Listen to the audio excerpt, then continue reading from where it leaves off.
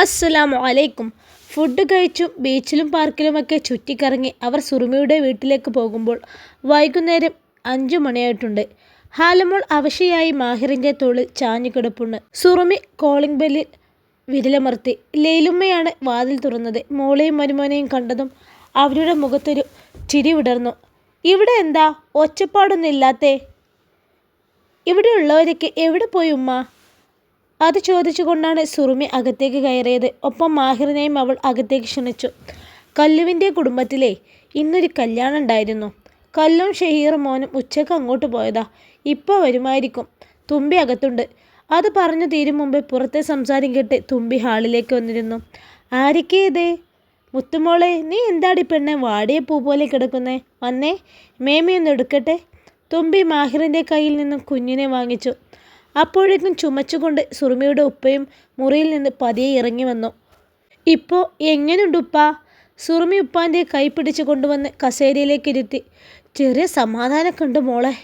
പിന്നെ ഈ ചുമ ഇനി മാറുന്നില്ല. എന്നെ കുയിലേക്ക് എടുക്കും വരെ അതിൻ്റെ കൂടെ ഉണ്ടാവും. അത് പറഞ്ഞു തീർന്നപ്പോഴേക്കും അയാൾ വീണ്ടും വന്ന് ചുമച്ചു. സുറുമി ഉപ്പാൻ്റെ പുറത്ത് പതിയെ ഒഴിഞ്ഞു കൊടുത്തു. ആയ കാലത്ത് കുറേ ബീഡി വലിച്ചു കൂട്ടിയതല്ലേ, അതിൻ്റെയാണ്. ലേലുമ്മ ആരോടൊന്നില്ലാതെ പറഞ്ഞു. ഉപ്പാൻ്റെ മക്കൾക്ക് സുഖല്ലേ? അവിടെയുള്ളവർക്കോ? എല്ലാവർക്കും സുഖാണുപ്പാ, മാഹിർ ചിരിയോടെ പറഞ്ഞു. മാഹിറും ഉപ്പയും സംസാരിച്ചിരുന്നപ്പോൾ സൂർമയും തുമ്പയും ലേലുമ്മയുടെ കൂടെ അടുക്കളയിലേക്ക് പോന്നു. നിനക്കൊന്ന് വന്ന കാര്യം വിളിച്ചു പറഞ്ഞൂടായിരുന്നു സുറുമയെ. ഇതിപ്പോൾ അവന് കൊടുക്കാൻ ഇവിടെ ഒന്നുമില്ല. ലേലുമ്മ പരാതി പോലെ പറഞ്ഞു. ഒന്നും വേണ്ടുമ്മ, ഞങ്ങൾ രാവിലെ ഇറങ്ങിയതാ. വരും വഴി വയറ് നിറയെ കഴിച്ചിട്ടുണ്ട്. തുമ്പിയുടെ അടുത്തായി സ്ലാബിലേക്ക് കയറിയിരുന്നു. അതൊന്നും പറഞ്ഞാൽ പറ്റൂല. മാഹിറുള്ളതല്ലേ, വല്ലപ്പോഴല്ലേ ഓൻ ഇങ്ങോട്ട് വരുന്നത്. എന്തെങ്കിലും കൊടുക്കാതെ എങ്ങനെയാ എന്നും പറഞ്ഞ് ലേലുമ്മ ചായക്കുള്ള വെള്ളമെടുത്ത് സ്ലൗ കത്തിച്ചു. ആ സമയം സുറുമി അവർ കൊണ്ടുവന്ന കവറിലുണ്ടായിരുന്ന പലഹാരപ്പൊതി പ്ലേറ്റിൽ നിരത്തി. അതിനിടയ്ക്ക് പുതുമന വീട്ടിലെ വിശേഷങ്ങളും തിരക്കുന്നുണ്ട് ഉമ്മ. മാഹിർ വന്നതിന് ശേഷം അവിടെയുണ്ടായ കാര്യങ്ങളൊക്കെ സുറുമി അവരെ പറഞ്ഞു കേൾപ്പിച്ചു. മാഹിർ ഇനി ഗൾഫിലേക്ക് പോകുന്നില്ലെന്ന കാര്യം സുറുമി ഉമ്മയോടും അനിയത്തിയോടും പറഞ്ഞു. ഓ അൽഹംദുലില്ലാഹ്, അതിനാണ് നല്ലത്. ഉള്ളത് തുള്ളി കഞ്ഞിവെള്ളാണെങ്കിലും അത് സമാധാനത്തോടെ ഒരുമിച്ച് നിന്ന് കുടിക്കാലോ. കൂടുതലൊന്നും വേണ്ട. ലേലുമ്മ പറയുന്നത് കേട്ട് തുമ്പി അതിശയത്തോടെ നോക്കി. ഉമ്മ എപ്പോഴാണ് അഭിപ്രായമൊക്കെ മാറ്റിയത്? ഇത്രയും നാളും ദുബായ്ക്കാരൻ മരുമോനെക്കുറിച്ച് ഗമയിൽ പോലീഷ് പറയാറുണ്ടായിരുന്നല്ലോ നാട്ടുകാരോട്. ഇപ്പം എന്തേ? തുമ്പിയുടെ മുഖത്തെ കളിയാക്കും പോലെ ശരിയാണ്. ഞാൻ അഭിപ്രായം മാറ്റി. ഓരോ അനുഭവം വരുമ്പോഴല്ലേ പഠിക്കണത്. ഇനി എൻ്റെ കാര്യം അങ്ങനെ തന്നെയാണ്. ആരെക്കൊണ്ട് കെട്ടിച്ചാലും ദുബായ്ക്കാരനെ കൊണ്ട് ഞാൻ എന്നെ കെട്ടിക്കൂല. ഇപ്പം അങ്ങനെ ആയോ? ഞാനിത് പ്രതീക്ഷിച്ചിരുന്നു. ഇപ്പം എന്തായി? ഇത്രയും കാലം സ്വന്തം കാര്യം പോലും നോക്കാതെ മറ്റുള്ളവർക്ക് വേണ്ടി കഷ്ടപ്പെട്ടിട്ട് ഒടുവിൽ മായ്ക്കാനെ അവർ ചണ്ടി പോലെ ഒഴിവാക്കി. ഇത് കണ്ടില്ലേ? ഇത്രയുള്ളൂ എല്ലാവരുടെ കാര്യം. അവർക്കിനി പിടഞ്ഞെടുക്കാൻ ഒന്നും കിട്ടില്ലെന്ന് കണ്ടപ്പോൾ വിധം മാറിയതാണ്. ആ തള്ളയുടെയും കൂടെപ്പിറപ്പുകളുടെയും കപട സ്നേഹം ഇപ്പോഴെങ്കിലും മാഹിക്ക മനസ്സിലാക്കിയല്ലോ. നല്ല കാര്യം. ഇനി മാഹിക്ക നാട്ടിൽ നിൽക്കുകയാണല്ലോ പറഞ്ഞത്. ഇനി അങ്ങോട്ട് എൻ്റെ ഇത്താൻ്റെ നല്ല നാളുകളായിരിക്കും. ഏത് പ്രതിസന്ധിയിലും ചേർത്ത് പിടിക്കാൻ പ്രിയപ്പെട്ടവൻ കൂടെ ഉണ്ടാവുമല്ലോ. അതും പറഞ്ഞുകൊണ്ട് തുമ്പി മുറുക്കൊരെണ്ണം എടുത്തു കഴിച്ചു. ഒരെണ്ണം കുഞ്ഞിൻ്റെ കയ്യിലേക്കും എടുത്തു കൊടുത്തവൾ ചായയുമായി ലേലുമ്മ ഹാളിലേക്ക് പോയപ്പോൾ സുറുമയും തുമ്പിയും പലഹാരമുള്ളായി പുറകെ ചെന്നു.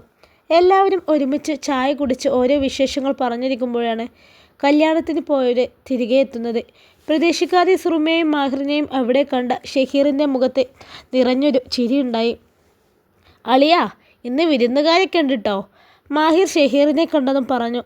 അത്രയും നേരം വാടി തൂങ്ങിയിരുന്ന ഹാലമോൾ ചിപ്പുട്ടനെ കണ്ടതോടെ ഉഷാറായി. നിങ്ങളെപ്പോൾ എത്തി ഉമ്മ? ഇവർക്കൊന്നും കൊടുത്തില്ലേ? ഷഹീർ ലേലുമ്മയോട് തിരക്കി. സുറുമി ചിപ്പൂട്ടിന് വേണ്ടി വാങ്ങിയ ഡ്രസ്സ് കല്ലുവിനെ ഏൽപ്പിച്ചു. കുറച്ചുകൂടി നേരം അവരിരുന്നിട്ടാണ് അവർ മടങ്ങിയത്. ഒത്തിരി നാളുകൾക്ക് ശേഷം സുറുമി ഏറെ സന്തോഷിച്ച ഒരു ദിവസമായിരുന്നു അത്. സുറുമിയും മാഹിറും അകത്തേക്ക് വരുമ്പോൾ എല്ലാവരും ഹാളിൽ ഇരിക്കുന്നുണ്ട്. അവരെ കണ്ടതോടെ ആ മുഖങ്ങളൊക്കെ ഇരുണ്ടു. സുറുമിയുടെ കയ്യിലുള്ള കവറുകളിലായിരുന്നു ലബീബയുടെയും സീജയുടെയും കണ്ണ്. പുതിയ ഡ്രസ്സ് എടുത്തതാണെന്ന് തോന്നുന്നു. ലബീബ സീജയുടെ കാതിൽ അടക്കം പറഞ്ഞു. എടുക്കട്ടെ, അവളെ നെകളിപ്പ് അധിക കാലമൊന്നും ഉണ്ടാവില്ല. നോക്കിക്കോ, വൈകാതെ ഓളിവിടെ നിന്ന് കരഞ്ഞു വിളിച്ച് ഇറങ്ങിപ്പോകുന്നത്. അവരുടെ കട്ടിലിനിടയിൽ ഒപ്പിച്ചു വെച്ച പണി ഓർത്തുകൊണ്ട് ക്രൂരമായൊരു ആനന്ദത്തോടെ പറഞ്ഞു സീജ. വരുന്ന വഴി ഭക്ഷണം കഴിച്ചത് കൊണ്ട് ഡ്രസ്സ് മാറി ഒന്ന് മേല് കുളിച്ച് വന്ന് സുറുമി കുഞ്ഞിനെയും ഒന്ന് കുളിപ്പിച്ചു. മാഹിർ അപ്പോൾ ഫോണിൽ എന്തോ നോക്കിക്കൊണ്ട് കിടപ്പുണ്ട്. സുറുമി കുഞ്ഞിനെ ഉറക്കാൻ കിടന്നതും മാഹിറും തോർത്തെടുത്ത് ബാത്റൂമിലേക്ക് പോയി. ക്ഷീണം ഉള്ളത് കാരണം ഹാലുമോൾ പെട്ടെന്നുറങ്ങി. സുറുമി പുതുതായി വാങ്ങിച്ച ഡ്രസ്സ് ഓരോന്നും എടുത്തു നോക്കി. എന്തൊരു ഭംഗിയാണ്! അതോരോന്നും ഇട്ടു നോക്കിയും കൗതുകത്തോടെ തൊട്ടും തലോടെ ഇരിക്കുമ്പോഴാണ് മാഹിറിൻ്റെ ഫോൺ ശബ്ദിക്കുന്നത്. സുറുമി കയ്യിലുണ്ടായിരുന്ന ചുരിദാർ ബെഡിലേക്കിട്ട് ഫോണിൻ്റെ അടുത്തേക്ക് ചുവട് വെച്ചു. റാഫി. ഡിസ്പ്ലേ തെളിഞ്ഞു കണ്ട പേര് അവളുടെ ചുണ്ടുകൾ ഉരുവിട്ടു. ഗൾഫിൽ മാഹിറിൻ്റെ റൂമിൽ ഉണ്ടായിരുന്നവനാണ് റാഫി എന്ന് അവൾക്കറിയാം. എപ്പോഴൊക്കെയോ മാഹിർ സംസാരിക്കുമ്പോൾ ആ പേര് പറഞ്ഞവൾ കേട്ടിട്ടുണ്ട്. മാഹിക്ക, ഫോൺ അടിക്കുന്നുണ്ട് ട്ടോ. ഫോൺ കയ്യിൽ പിടിച്ചുകൊണ്ട് ബാത്റൂമിൻ്റെ ഡോറിന് മുൻപിലേക്ക് വന്ന് അവനെ ഒന്ന് ഉച്ചത്തിൽ വിളിച്ചവൾ. എടുത്തു നോക്കടി എന്ന് മാഹി അവളോട് പറഞ്ഞു. സുറുമി കോളെടുത്തു. ഹലോ മാഹി. ഡാ മിടുക്ക, എന്താടാ നാട്ടിൽ പോയതിൽ പിന്നെ ഒരു വിവരമില്ലല്ലോ. നമ്മളെയൊക്കെ മറന്നോടാ. അറബിയുടെ മോളെ വളച്ചെടുത്ത് കാര്യം സാധിച്ചിട്ടാണല്ലേ നീ പെട്ടെന്ന് നാട്ടിലേക്ക് പറഞ്ഞത്? കൊച്ചു കള്ളൻ. ആരും ഒന്നും അറിയില്ല എന്ന് കരുതിയില്ലേ? സുറുമി എന്തെങ്കിലും പറയും മുമ്പേ റാഫിയെ ആവേശത്തോടെ അവനറിഞ്ഞ കാര്യം വിളിച്ചു കൂവിയിരുന്നു. മാഹിക്ക് അറബിയുടെ മോളെ വളച്ചെടുത്ത് കാര്യം സാധിച്ചെന്നോ? ഇയാൾ എന്തൊക്കെയായി പറയണേ? എന്താ ഇതിൻ്റെയൊക്കെ അർത്ഥം? സുറുമി പകപ്പോടെ നെഞ്ചിൽ കൈവച്ചു. ഹലോ, ഇതാരാ? സുറുമി ചോദിച്ചതും അപ്പുറം ഒരു നിമിഷത്തേക്ക് മൗനമായി. ഇത് മാഹിറിൻ്റെ വൈഫാണോ? പെട്ടെന്ന് റാഫി തിരിച്ചു നോക്കിച്ചു. അതെ. നിങ്ങളിപ്പോൾ എന്താ പറഞ്ഞത്? സുറുമിയുടെ ഹൃദയം ആ വാക്കുകളിൽ കുരുങ്ങിക്കിടന്നിരുന്നു. അവളെങ്ങനെ ചോദിച്ചതും റാഫി ചിരിച്ചു. അപ്പോൾ പെങ്ങളോട് അവനൊന്നും പറഞ്ഞില്ലേ? ആ ചോദ്യം കാതിൽ വലിയൊരു മുഴക്കം തന്നെ സൃഷ്ടിച്ചു. ഇല്ല. സുറുമിയുടെ ശബ്ദം വിറച്ചു. നെഞ്ചു വിങ്ങിപ്പിടഞ്ഞ പോലെ, അത് ആസ്വദിച്ചതിനെ പോലെ റാഫീൻ്റെ ഉള്ളിലൊരു കൗശലം കത്തി. ഇത് വീണു കിട്ടിയൊരു അവസരമാണ്. മാഹിറിൻ്റെ കുടുംബം തകർക്കാൻ ഇനി ഇതുപോലൊരു അവസരം തനിക്ക് കിട്ടിയെന്ന് വരില്ല. അവൻ പറയില്ല. അല്ലെങ്കിലും ഇതൊക്കെ എങ്ങനെ സ്വന്തം ഭാര്യയോട് പറയും? ഏതെങ്കിലും ഒരു പെണ്ണിന് ക്ഷമിക്കാൻ പറ്റുന്ന കാര്യമാണോ അവൻ ചെയ്തു കൂട്ടിയത്? അവൻ പറയാതെ മറച്ചു വെച്ച കാര്യം എങ്ങനെയാ പെങ്ങളോട് പറയുന്നത്? ശബ്ദത്തിൽ വിനയം കാണിച്ച് റാഫി നല്ലവനായി അഭിനയിച്ചു. സുറുമിയുടെ ഉള്ളിൽ ഒരു തീപ്പൊരി വീണു കഴിഞ്ഞു. ബാക്കി അറിയാതെ അവൾക്കിനി സമാധാനം കിട്ടില്ല. എന്താണെങ്കിലും നിങ്ങൾ എന്നോട് പറയൂ, മാഹിക്ക അവിടെ എന്ത് ചെയ്തെന്നാ? വരണ്ടുപോയ സ്വരത്തിൽ വല്ലാതൊരു വ്യഗ്രതയോടെ ചോദിച്ചവൾ. റാഫി അവനറിഞ്ഞ കഥയിൽ കുറച്ച് പൊടിപ്പും തൊങ്ങലും ചേർത്ത് സുറുമിയോട് പറയാൻ മറ്റൊരു കഥ മെനഞ്ഞെടുത്തത് നിമിഷനേരം കൊണ്ടാണ്. മാഹിർ എന്തുകൊണ്ടാണ് പെട്ടെന്ന് സുപ്രഭാതത്തിൽ ഗൾഫിനോട് വിട പറഞ്ഞ് നാട്ടിലേക്ക് പറഞ്ഞതെന്ന് അറിയോ പെങ്ങൾക്ക്? അവന് പുതിയതായി ജോലിക്ക് കയറിയ ഒരു അറബി വീട്ടിലായിരുന്നു. അങ്ങാരിയുടെ മോൾക്ക് മാഹിറിനോട് മുടിഞ്ഞ പ്രണയം. ഒരു ദിവസം അവൾ മാഹിറിനോടത് തുറന്നു പറഞ്ഞു. വീട്ടിലൊരു ഭാര്യയും കുഞ്ഞും ഉണ്ടെന്ന കാര്യം അവൻ അവളോട് മനഃപൂർവ്വം മറച്ചു വെച്ചു. എങ്ങനെ മറച്ചു വെക്കാതിരിക്കും? ആ അറബി പെണ്ണ് അതിസുന്ദരിയാണ്. 4 തലമുറക്ക് കഴിഞ്ഞുകൂടാനുള്ള സ്വത്ത് സ്വന്തമായുള്ള അഹമ്മദിൻ്റെ ഏക മകൾ തന്നെ ഇഷ്ടമാണെന്ന് പറയുമ്പോൾ ഏതൊരു പുരുഷൻ്റെ മനസ്സും ഒന്ന് ചാഞ്ചാടി പോകൂലേ? പിന്നീട് അവൻ പറഞ്ഞ ഓരോ വാക്കും സുറുമിയുടെ ഹൃദയത്തെ മൂർച്ചയുള്ള വാളുകൊണ്ട് വരയും പോലെ കീറി മുറിച്ചു. സുറുമി തളർന്നു. കണ്ണുകൾ പുകഞ്ഞു നീറി. ഉടലൊന്നാകെ തളരും പോലെ. റാഫി വല്ലാത്തൊരു ആത്മനിർവൃതിയോടെയാണ് കോൾ അവസാനിച്ച് ബെഡിലേക്ക് മലർന്നു വീണത്. മാഹിക്ക തന്നെ മറന്ന് മറ്റൊരു പെണ്ണിൻ്റെ കൂടെ കിടന്നു വന്നു. സുറുമിയുടെ മനസ്സ് ഇപ്പോഴും അത് വിശ്വസിക്കാൻ കൂട്ടാക്കുന്നില്ല. അറിയണം, സത്യം എന്താണെന്ന് അറിഞ്ഞേ തീരൂ. സുറുമിയുടെ കണ്ണുകൾ അമർത്തി തുടച്ചു. ബെഡിൽ നിരത്തിയിട്ട വസ്ത്രങ്ങൾ ഷെൽഫിലേക്ക് തിരികെ വെച്ച് കുഞ്ഞിൻ്റെ അരികിലായി അവളും കിടന്നു. മാഹിർ കുളി കഴിഞ്ഞ് വരുന്നതും ഒരു മൂളിപ്പാട്ടോടെ വസ്ത്രം മാറുന്നതുമൊക്കെ അറിഞ്ഞെങ്കിലും സുറുമി ഒന്നും മിണ്ടാതെ കണ്ണടച്ചു കിടന്നു. നെഞ്ചിനകം എരിഞ്ഞു നീറുകയാണ് ഓരോ നിമിഷവും. അവൻ ഗൾഫിലായിരിക്കുന്ന സമയത്ത് തന്നോട് കാണിച്ച അവഗണനയും വന്ന സമയത്തെ അവൻ്റെ പെരുമാറ്റവും എല്ലാം ഓർത്ത് ഉരുകിക്കൊണ്ട് കിടന്നവൾ. ലൈറ്റ് ഓഫാക്കിക്കോട്ടെ സുറുമി. കണ്ണാടിക്ക് മുമ്പിൽ നിന്ന് മുടി ചീകി ഒതുക്കി മാഹിർ സുറുമിയെ തിരിഞ്ഞു നോക്കി. സുറുമി ഒന്നും പറയുന്നില്ല. ഉള്ളിലൊരു പെരുമഴക്കാലം ആർത്തു പെയ്യുന്നത് കൊണ്ട് കാതുകൾ കൊട്ടിയടിച്ചതുപോലെ അവൾ അനങ്ങാതെ കിടന്നു. മാഹിറിൻ്റെ മുഖമൊന്നു ചുളിഞ്ഞു. ഡീ, നീ ഇത്ര പെട്ടെന്ന് ഉറങ്ങിയോ? ഡീ, എന്താ പറ്റിയേ? ചോദിച്ചിട്ടും മറുപടിയൊന്നും ഇല്ലെന്ന് കണ്ട് ലൈറ്റ് ഓഫ് ചെയ്തവൻ അവളുടെ അരികിൽ കിടന്നു. സുറുമി. കാതോരം അവൻ്റെ നിശ്വാസം പതിഞ്ഞതും അവിടെ പൊള്ളിപ്പടഞ്ഞതുപോലെ തോന്നി അവൾക്ക്. തൊട്ടടുത്ത നിമിഷം അവൻ്റെ കൈ അവളെ ചുറ്റി വരിഞ്ഞു പിടിച്ചു. സുറുമിക്ക് ആകെയൊരു അസ്വസ്ഥത അനുഭവപ്പെട്ടു. ഉള്ളിലെ വിങ്ങൽ പുറത്ത് കാണിക്കാതെ പതിഞ്ഞൊന്ന് മൂളിയവൾ. ഒട്ടും പറ്റില്ലേ? അവൻ നേർത്ത ശബ്ദത്തിൽ കാതോരം ചുണ്ടമർത്ത് ചോദിച്ചു. എന്താ? സുറുമിക്ക് ദേഷ്യവും സങ്കടവും പരിഭവവും എല്ലാം കൂടി ഒരുമിച്ച് വന്നു. വയ്യ, എനിക്ക് ഉറക്കം വരുന്നു എന്നും പറഞ്ഞ് വയറിൽ അമർന്നിരുന്ന അവൻ്റെ കൈ ബലമായി എടുത്തു മാറ്റി തിരിഞ്ഞു കിടക്കുമ്പോൾ അവളുടെ കണ്ണിൽ നിന്ന് കണ്ണുനീർ ഇറ്റി വീണിരുന്നു. എന്നാ ഉറങ്ങിക്കോ. ഇന്നത്തോടു കൂട്ടി ഞാൻ നാളെ നന്നായി ഒന്ന് സ്നേഹിക്കുന്നുണ്ട്. സുറുമിയുടെ നെഞ്ചു പൊട്ടി. പിടിച്ചു വെച്ച ഏങ്ങൽ ചീലുകൾ പുറത്ത് ചാടുമോ എന്ന് തോന്നിയ നിമിഷം ഒന്ന് ഉറക്കെ കരയാൻ തോന്നിയവൾക്ക് എഴുന്നേറ്റിരുന്ന് അവനോട് താൻ കേട്ടത് സത്യമാണോ എന്ന് ചോദിക്കാൻ തോന്നി. എന്നാൽ അതേ നിമിഷം തന്നെ അത് വേണ്ടെന്നും തോന്നി. വേണ്ട, എല്ലാം മറച്ചു വെച്ച് എന്നെ ചതിച്ചതാണെങ്കിൽ സത്യം എന്താണെന്ന് അറിഞ്ഞിട്ട് മുഖത്ത് നോക്കി ചോദിക്കണം, എന്തിനാണ് എന്നെ ചതിച്ചതെന്ന്. അവൾ എന്തൊക്കെയോ ചിന്തിച്ചു കൂട്ടി. മാഹിർ അവളുടെ പിൻകഴുത്തിയുടെ താടിയൊന്ന് ഉരസി അവിടെ ചെറുതായൊന്ന് കടിച്ചു. മാഹിക്കാനോട് ഞാൻ പറഞ്ഞില്ലേ എനിക്ക് വയ്യെന്ന്. ഞാനിന്ന് കിടന്നോട്ടെ. കുതറിപ്പിടിച്ചവൾ പൊട്ടിത്തെറിച്ചത് പറയുമ്പോൾ കരഞ്ഞതുപോലെ ആ ശബ്ദം അടഞ്ഞു പോയിരുന്നു. സുറുമി ഇതുപോലെയൊന്നും അവനോട് ദേഷ്യപ്പെടാറില്ല. സുറുമി, ഈ എന്തിനാ കരയണേ? എന്താ നിനക്ക്? ആ ശബ്ദത്തിലെ മാറ്റം തിരിച്ചറിഞ്ഞതും മാഹിർ അവളെ ബലമായി പിടിച്ച് തൻ്റെ നേർക്ക് തിരിച്ച്. കരഞ്ഞതൊന്നല്ല, എനിക്കെന്തോ വല്ലാത്ത തലവേദന. അവൾ പെട്ടെന്ന് പറഞ്ഞ് വീണ്ടും അതുപോലെ കിടന്നു. അപ്പോഴും ആ ശബ്ദത്തിൽ കുഞ്ഞൊരു ഗൗരവം തന്നെയായിരുന്നു. എന്നാൽ ഞാൻ വിക്സ് പുരട്ടി തരട്ടെ? മാഹിർ ഉയർന്നു നിന്ന് സ്നേഹത്തോടെ ചോദിച്ചു. വേണ്ട, ഒന്ന് ഇറങ്ങിയാൽ മാറിക്കോളും. മാഹിക്ക് കിടന്നോ? എന്നാൽ ഉറങ്ങിക്കോ. പകൽ മുഴുവൻ ഇങ്ങനെ നടന്നതല്ലേ, അതിൻ്റെയാവും. മാഹിർ പിന്നെ അവളെ ശല്യം ചെയ്യാൻ നിന്നില്ല. കുറച്ചു സമയം കഴിഞ്ഞതും അവൻ പതിയെ മയക്കത്തിലേക്ക് വീണു. അവൻ്റെ ശ്വാസതാളം ക്രമത്തിലായത് സുറുമി അറിഞ്ഞു.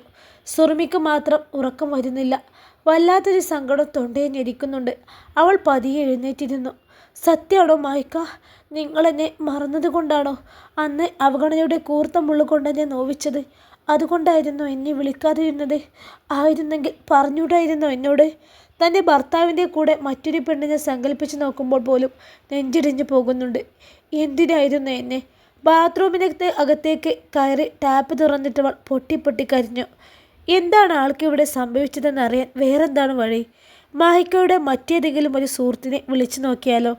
തല പുകഞ്ഞ് ആലോചിച്ചവൾ ഒത്തിരി സമയത്തിന് ശേഷം ബാത്റൂമിൽ നിന്ന് ഇറങ്ങി വരുമ്പോൾ നേരത്തെ അവൾ കിടന്ന ഭാഗത്തേക്ക് മാഹിർ ഉറക്കത്തിൽ അറിയാതെ നീങ്ങി കിടന്നിട്ടുണ്ട്. സുറുമി അവരുടെ കാൽച്ചുവട്ടിൽ ചുരുണ്ടുകൂടി ഉറക്കമെത്താതെ കിടന്നു. അവളുടെ പതിഞ്ഞ ഏങ്ങലുകൾ മുറിയിൽ ശബ്ദതയിൽ മുഴങ്ങി. വെളുക്കാൻ കാലത്ത് എപ്പോഴാണ് കണ്ണെന്ന് ചിമ്പിയത്. രാവിലെ ഉണരുമ്പോൾ മാഹിർ മുറി ഉണ്ടായിരുന്നില്ല. അത് നന്നായെന്ന് അവൾക്കും തോന്നി. കരഞ്ഞു കണ്ണും മുഖവുമൊക്കെ ചുവന്ന് വീർത്തിട്ടുണ്ട്. ആള് നടക്കാൻ ഇറങ്ങിക്കാണും. സുറുമി ബാത്റൂമിൽ പോയി കുളി കഴിഞ്ഞ് വന്ന് സുബഹി നിസ്കാരം കഴിഞ്ഞ് അടുക്കളയിലേക്ക് നടന്നു. അടുക്കളയിൽ ലബീബ മാത്രമേ ഉള്ളൂ. ഹസീനത്തെ ഇന്നലെ വീട്ടിൽ പോകുമെന്ന് പറഞ്ഞ കാര്യം സുറുമി അപ്പോഴാണ് ഓർക്കുന്നത്. ലബീബ പുട്ടുണ്ടാക്കുകയാണ്. അതേ, ഒഴിഞ്ഞു മാറി അങ്ങനെ കയ്യും കെട്ടി നിൽക്കണ്ട. ഞാൻ ഞങ്ങൾക്കുള്ള ഭക്ഷണം മാത്രമേ ഉണ്ടാക്കിയിട്ടുള്ളൂ. ഇന്നു മുതൽ അങ്ങനെയാ. നിങ്ങൾക്ക് മുണുങ്ങാൻ വല്ലതുണ്ടെങ്കിൽ ഭർത്താവിനെ കൊണ്ട് സാധനങ്ങൾ വാങ്ങിച്ച് സ്വന്തമായി ഉണ്ടാക്കിക്കൊള്ളണം. ലബീബ സുറുമിയുടെ മുഖത്ത് നോക്കി പറഞ്ഞു. അപ്പോൾ ഇന്നലെ രാത്രി ഇങ്ങോട്ട് കയറി വരുമ്പോൾ ഹാളിൽ നടന്ന ചർച്ചയിൽ ആനമ്മയും മക്കളും ചേർന്ന് പാസാക്കിയെടുത്ത പുതിയ നിയമമാവും ഇതെന്ന് സുറുമി ഊഹിച്ചു. അല്ലെങ്കിലും മനസ്സ് ശരിയല്ലാതെ നിന്ന സുറുമി ലബീബ പറഞ്ഞത് കേട്ടപ്പോൾ കൂടി നിയന്ത്രണം വിട്ടുപോയി. അതെന്ത് ന്യായ എത്താ? ഇത്രയും നാളും എൻ്റെ ഭർത്താവ് അധ്വാനിച്ച പണം കൊണ്ട് സാധനങ്ങൾ വാങ്ങിച്ച് ഞാൻ പാചകം ചെയ്തിരുന്ന ഭക്ഷണമല്ലേ നിങ്ങളൊക്കെ വെട്ടി വിഴുങ്ങിയത്? അന്നൊന്നും ആരും ഇങ്ങനെ കണക്ക് പറഞ്ഞിട്ടില്ലല്ലോ. എന്നിട്ടിപ്പോൾ എന്താ ഒരു പ്രത്യേക മാറ്റം ഇന്ന്? ഒരടുക്കളയിൽ 2 വെപ്പം തിന്നും. അത് മോശം പരിപാടിയല്ലേ? മാത്രമല്ല ഈ വീടും സ്ഥലവും എൻ്റെയും മാഹിക്കാൻ്റെയും പേരിലാണ്. എൻ്റെ അടുക്കളയിൽ ആരെന്ത് വെച്ചുണ്ടാക്കിയാലും അത് ഞാനെടുത്ത് കഴിക്കും. അതിന് പറ്റിയില്ലെങ്കിലേ ഇവിടെ നിന്ന് ഇറങ്ങേണ്ടി വരും. സുറുമി കൈകെട്ടി നിന്ന് ഒട്ടും പതർച്ചയില്ലാതെ പറഞ്ഞു. ആഹാ, എന്നാ അതൊന്ന് കാണണല്ലോ. ലബീബ് വെല്ലുവിളി പോലെ അവളെ നോക്കി. സുറുമി ഒരു കൂസലുമില്ലാതെ ലബീബ ഉണ്ടാക്കി വെച്ച ചായയിൽ നിന്ന് ഒരു ഗ്ലാസ്സിലേക്ക് പകർന്നു കുടിച്ചു. ഡി, നിന്നെ ഇതല്ലോ. ലബീബ അവളുടെ നേരെ ചാടിയൊരു വെറുതെ തുള്ളണ്ട ഇത്താ. എന്നെ തൊട്ടാൽ ഞാനും വെറുതെ ഇരിക്കില്ല. എൻ്റെ കയ്യിന് നിങ്ങളും വാങ്ങിക്കും. ലബീബ അവളെ ദഹിക്കുമ്പോൾ പോലെ നോക്കി.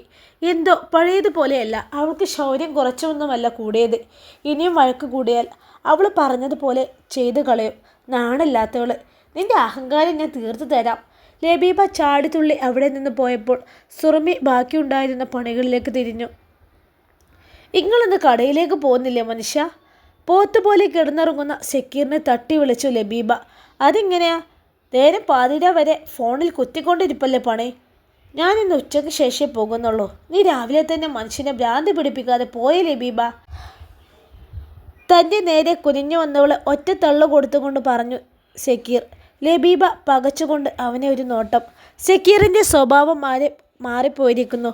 താൻ അടുത്ത് വരുന്നതോ മിണ്ടുന്നതോ ഒന്നും ഇഷ്ടമില്ല. ഇത്രയും നാൾ രാത്രിയെങ്കിലും ഉണ്ടായിരുന്നു സ്നേഹം. ഇപ്പോഴോ ഏത് സമയം ഫോണിൽ തന്നെ. ഒരു കാര്യത്തിലും ഒരു ശ്രദ്ധയുമില്ല. മാഹിർ കട ഒഴിയാൻ പറഞ്ഞതിൻ്റെ ഒരു ടെൻഷൻ പോലും ഈ മനുഷ്യനില്ല. ലബീബയുടെ നോട്ടം ചാർജറിൽ കുത്തിയിട്ട അവൻ്റെ ഫോണിന് നേരെ നീണ്ടു. അവൾ ആ ഫോണിനടുത്തേക്ക് ചുവട് വെച്ചു. അവൻ തന്നെ നോക്കുന്നില്ലെന്ന് ഉറപ്പുവരുത്തി സക്കീറിൻ്റെ ഫോൺ കയ്യിലെടുത്ത് ലോക്ക് വയ്ക്കാൻ പഠിച്ച പണി മുഴുവനും നോക്കി ലബീബ. പരാജയപ്പെട്ടപ്പോൾ ആ ഫോൺ എറിഞ്ഞുടിച്ചാലോ എന്ന് വരെ ചിന്തിച്ചു പോയവൾ. നീ എന്താടേ അവിടെ താളം പിടിച്ച് നിൽക്കുന്നത്? ലബീബയുടെ ശബ്ദമൊന്നും കേൾക്കാത്തത് കൊണ്ടാവും പുതപ്പിനുള്ളിൽ നിന്ന് തല പുറത്തേക്കിട്ട് കൊണ്ട് ചോദിച്ചു സക്കീർ. അല്ല, നിങ്ങൾ ഈ ഫോണിൻ്റെ ലോക്ക് പിന്നെയും മാറ്റിയോ? എന്തേ മാറ്റി? എന്തേ ഇഷ്ടമായില്ല എനിക്ക്? പരിഹാസ ചുവയോടെ ചോദിച്ചു സക്കീർ. ഇഷ്ടക്കേടൊന്നുമില്ല. അതെന്താണെന്ന് എന്നോടും കൂടി പറഞ്ഞതാ. ഞാൻ നിങ്ങളെ ഭാര്യയല്ലേ. നിങ്ങളെല്ലാ രഹസ്യം എനിക്കറിയണമല്ലോ. ലബീബയും വിട്ടുകൊടുത്തില്ല. പറയാനെനിക്ക് സൗകര്യമില്ല. ഭാര്യയാണത്രേ. നിന്നെയൊക്കെ എന്തിനു കൊള്ളാടി? മക്കളെ ഓർത്ത് മാത്രമാണ് ഞാൻ എന്നെപ്പോലൊരു ഐക്കിനെ ചുമക്കുന്നത്. സക്കീർ പറഞ്ഞത് കേട്ട് ലബീബ തരിച്ചു നിന്നുപോയി. നിങ്ങളെന്താ മനുഷ്യ പറഞ്ഞത്? ഞാൻ അഴുക്കാണെന്നോ? ഈയിടെ ആയിട്ട് നിങ്ങൾക്കുണ്ടായ മാറ്റി വിളക്കൊക്കെ എനിക്ക് മനസ്സിലാവുന്നുണ്ട്. അത് പറയുമ്പോൾ ലബീബയുടെ തൊണ്ടയിടറി സ്വരം കരിച്ചിൽ പോലെ നേർത്തു പോയിരുന്നു. അവളോടുള്ള ഇഷ്ടക്കേട് അറിയാതെ വായിൽ നിന്ന് പുറത്തേക്ക് തെറിച്ചതാണ്. അത്രയ്ക്ക് അങ്ങോട്ട് പറയേണ്ടിയിരുന്നില്ലെന്ന് തോന്നി അവന്. അവൾ കാര്യം പൊട്ടിയാണെങ്കിലും എപ്പോഴും താൻ പറയുന്നത് കണ്ണും പൂട്ടി വിശ്വസിക്കണമെന്നില്ല. അവൾക്ക് വലിയ സംശയം ഉണ്ടായാൽ പിന്നെ തീർന്നു. സക്കീറിൻ്റെ ഉള്ളിൽ ഒരു നേർത്ത ഭയം ജനിച്ചതും അവൻ പുതപ്പ് മാറ്റി എഴുന്നേറ്റിരുന്നു. സോറി. വരുത്തി തീർത്തിട്ട് ചിരിയോടെ പറഞ്ഞവൻ. ലബീബ നിറഞ്ഞ കണ്ണുകൾ ഉയർത്തി അവനെ നോക്കി. രാവിലെ തന്നെ നീ എൻ്റെ ഉറക്കം മുറിച്ച ദേഷ്യത്തിൽ പറഞ്ഞു പോയതാ, അല്ലാതെ മനസ്സിലൊന്നും വെച്ചിട്ടല്ല. അവൻ്റെ ഉള്ളിലുള്ളത് ചോർത്തിയെടുക്കും പോലെ ചൂനൊരു നോട്ടം നോക്കി അതേ നിൽപ്പ് നിന്നു ലബീബ. നീ എൻ്റെ പൊന്നല്ലേ, ഇങ്ങ് വന്നേ നീ. സക്കീറിൻ്റെ വാക്കുകളിൽ തേനറ്റ് വീണു. ലബീബ അതിൽ ജയിച്ച് അവൻ്റെ അടുത്തേക്ക് നീങ്ങി. എന്തെങ്കിലും പറയുമ്പോഴേക്കും പിഴങ്ങിക്കോളും കള്ളി. സക്കീർ അവളുടെ കവിളിൽ പതിയെന്ന് നുള്ളി. പിണക്കമൊക്കെ മറന്ന് ലബീബ നാണത്തിൽ കുതിർന്നു.